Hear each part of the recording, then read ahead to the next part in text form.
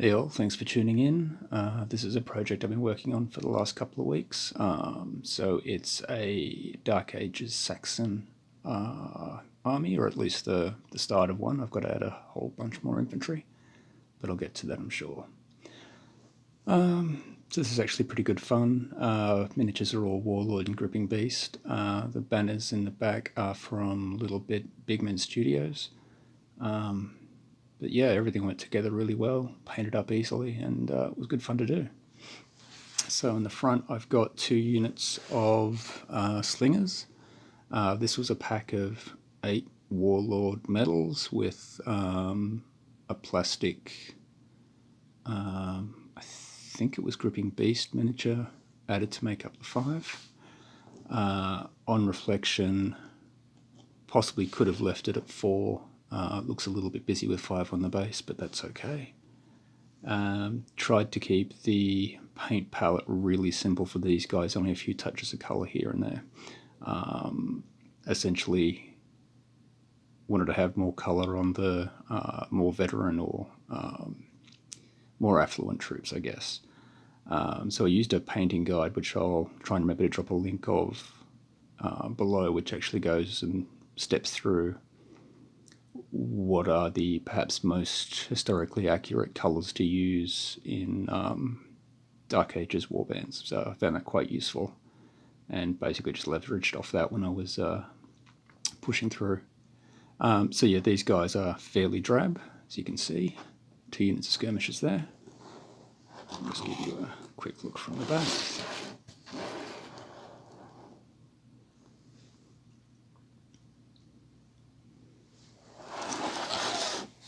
And the next units, again, 2 skirmishing blocks of archers, 5 in a unit again, and once again this was a pack of 8 Warlord medals with a plastic, I think these ones were possibly from the Warlord shell sprue. So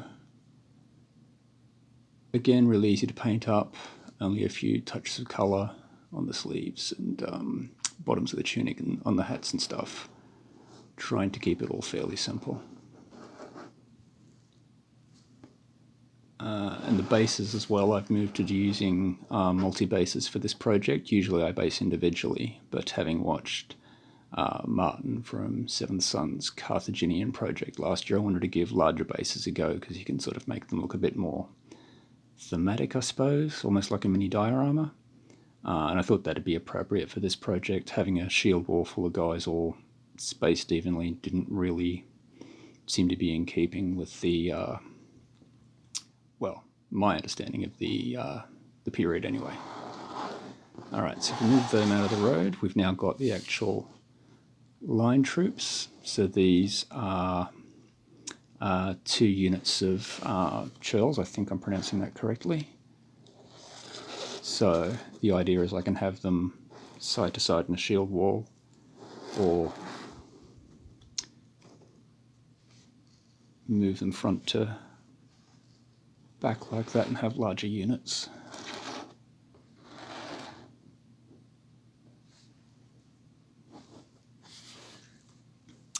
So again, these are a mix of Warlord and Gripping Beast. The decals are all Warlord. And again, a fairly limited paint palette to make these guys look like commoners, essentially. Like they've just been sort of drafted in and given a rudimentary instruction on how to wield a spear and stand on a shield wall. So if I push those to the side, and now I've got one of the more, I suppose, better trained units. So this is unit of Thanes. Again, if I move them side to side, they should form a reasonable shield wall. So once I've got a few more units done up, I can actually have rows of shield walls. So that should be quite cool. Tried to have these guys a little bit more coherent in their formation. So they're looking a little bit more properly trained and veteran, I guess. So push them to the side. And then we have the Pascal unit. So this is all Warlord medals except for the 2 standard bearers, who are Warlord plastics. As I said, the banners are Gripping Beast, and they're very pretty. Not Gripping Beast, excuse me, Little Big Men Studios. So there are some individuals with Dainaxes in this one. So on this unit here, I tried to sort of mix them in between, so you can just see they're stepping through the formation where the gaps have been opened up in the shields just to attack, and assumedly then be retreating back so that the gap would close. With this unit here, though, I tried to do something a little bit different, so they're actually, the shield walls opened and the individuals wielding the Dainaxes are charging through to attack. So I thought it might be fun to do something a little bit different. And to accompany them, we have a command base. So the general here is a Warlord miniature. The other 2 are from the Gripping Beast command frame. So as you can see, they scale perfectly well with one another. Once again, Little Big Men Studios for the banner. And they get bright happy flowers on the base, so I can identify them quickly on the tabletop.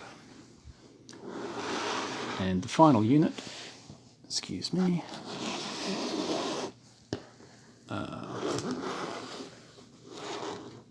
is some Saxon medium cavalry. Again, these are Warlord medals with Warlord decals. So these were really nice to paint up. So I'll just push those back a bit. Really enjoyed painting the horses. Riders were really simple.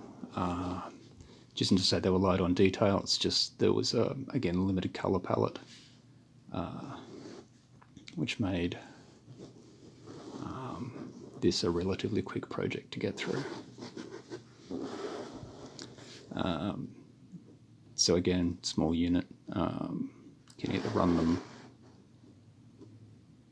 wide or back to back. They'll rank up that way as well. So yeah, I hope everybody's well. Thanks for tuning in. I'll hit up the Viking side of this project later on. I'm just looking across at the to-do pile, and there's plenty more to work through before I start assembling that, though. So we'll have to, I guess, prioritize things and see which project lands next. All right, thanks so much for watching. I hope everybody's well. Take care and have a great day.